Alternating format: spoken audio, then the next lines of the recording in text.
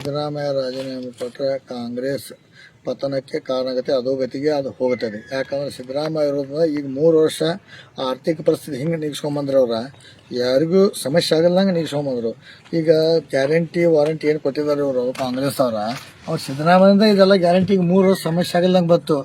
ಆಮೇಲೆ ಇದೇನಾಕೈತೆ ಮುಂದೆ ಬರ್ತಾರೆ ಗ್ಯಾರಂಟಿ ಐತಿ ಸ್ಟಾಪ್ ಆಗಿ ಹಾಕೈತೆ, ಅದು ಅದ್ರಾಗೇನು ಎರಡನೇ ಮಾತಿಲ್ಲ. ಮತ್ತಿನ್ನು ಇದೇನು ಸರ್ಕಾರಿ ನೌಕರಿ ಸಂಬಳ ಕೊಡ್ತಾರೆ ಅದು ಸುದಕ್ಕೆ ಸಮಸ್ಯೆ ಆಗುತ್ತೆ ಕರ್ನಾಟಕ. ಆ ಲೆವೆಲ್ ಬಂದುಬಿಡ್ತೈತಿ. ಸಿದ್ದರಾಮಯ್ಯ ಅವರು ಈ ಹೈಕಮಾಂಡ್ ಯಾರೋ ಅವನೊಬ್ಬ ಸುರ್ಜಿವಾಲ ಯಾರೋ ವೇಣುಗೋಪಾಲ್ ಅಂತ ಅವ್ರು ಕನ್ನಡ ಮಾತಾಡಕ್ಕೆ ಬರೋದಿಲ್ಲ, ಇಲ್ಲಿ ಸಮಸ್ಯೆ ಗೊತ್ತಿಲ್ಲ. ಇವ್ರು ಬಂದು ಅಲ್ಲಿ ಕೂತು ಹೈಕಮಾಂಡ್ ಡೈರೆಕ್ಷನ್ ಕೊಡೋರು ಹಿರಿಯ ನಾಯಕರು. ಒಂದು ಕುರುಬ ಸಮಾಜ ದೊಡ್ಡ ಮಾಸ್ ಲೀಡರ್. ಈಗ ಕುರುಬ ಸಮಾಜಕ್ಕೆ ದೊಡ್ಡ ಒಂದು ಅನ್ಯಾಯ ಮಾಡಿದಂಗೆ ವೀರೇಂದ್ರ ಪಾಟೀಲ್ ಅವರಿದ್ದಾಗೂ ಲಿಂಗಾಯತ ಸಮಾಜಕ್ಕೆ ಅನ್ಯಾಯ ಮಾಡ್ರು.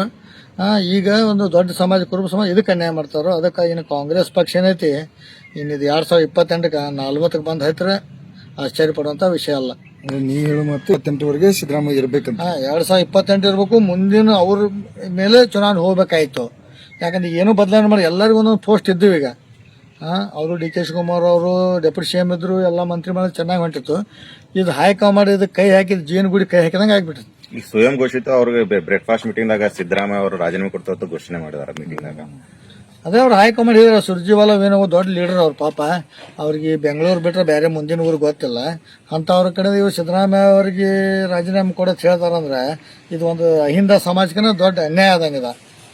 ಈಗ ಅಹಿಂದ ಸಮಾಜವ್ರು ಏನಂತಂದ್ರೆ ಅಹಿಂದ ಸಮಾಜ ತುಳಿಯುವಂತ ಷಡ್ಯಂತ್ರ ನಡೀತಾ ಇದೆ. ತುಳ್ದ ಬಿಟ್ರು ಹೈಕಮಾಂಡ್ದವರು. ಪಾಪ ಅವರು ಸುರ್ಜಿವಾಲ ವೇಣುಗೋಪಾಲ್ ಅವರು ತುಳ್ದ ಬಿಟ್ರು. ಯಾಕಂದ್ರೆ ಅವರು ವೇಣುಗೋಪಾಲ್ ಅಲ್ಲಿ ಕೇಳಕ್ಕೆ ಸಿ ಎಂ ಆಗ್ಲತ್ತೇಳಿ ಪಾಪ ಇಲ್ಲಿ ಅವ್ರಿಗೆ ಬೇಜಾರಾಗಿತ್ತು ಅಂತ ಇಲ್ಲಿ ಬಂದು ಇದನ್ನೆಲ್ಲ ಕರ್ನಾಟಕ ಕೆಡಿಸಿ ಸತ್ಯಾನಾಶ ಮಾಡಿ ಹೋಗ್ಬಿಟ್ರು. ಸಿದ್ದರಾಮಯ್ಯ ಅವರು ಕುರುಬ ಸಮಾಜ ಆಯ್ತು ಅಹಿಂದ ಸಮಾಜ ಆಯ್ತು ಇದನ್ನ ಈಗೇನು ಕಣ್ಣೀರು ಹಾಕ್ಸತ್ತಾರೋ ಈ ಕಣ್ಣೀರು ಏನೈತೆ ಆಮೇಲೆ ಜ್ವಾಲಾಮುಖಿಯಾಗಿ 2028ಕ್ಕೆ ಸ್ಫೋಟ ಆಗುತ್ತೆ.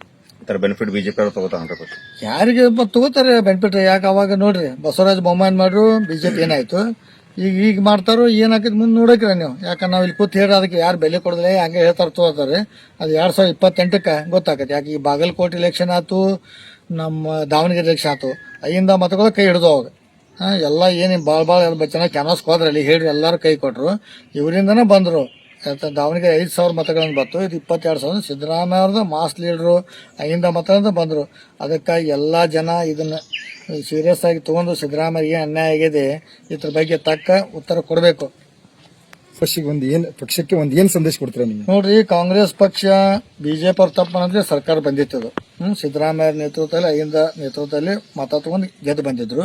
ಈಗ ಇವ್ರು ಅಹಿಂದಕ್ಕೇ ಮೋಸ ಮಾಡ್ರು ಮತ್ತು ಸಿದ್ದರಾಮಯ್ಯ ಮೋಸ ಮಾಡ್ರು.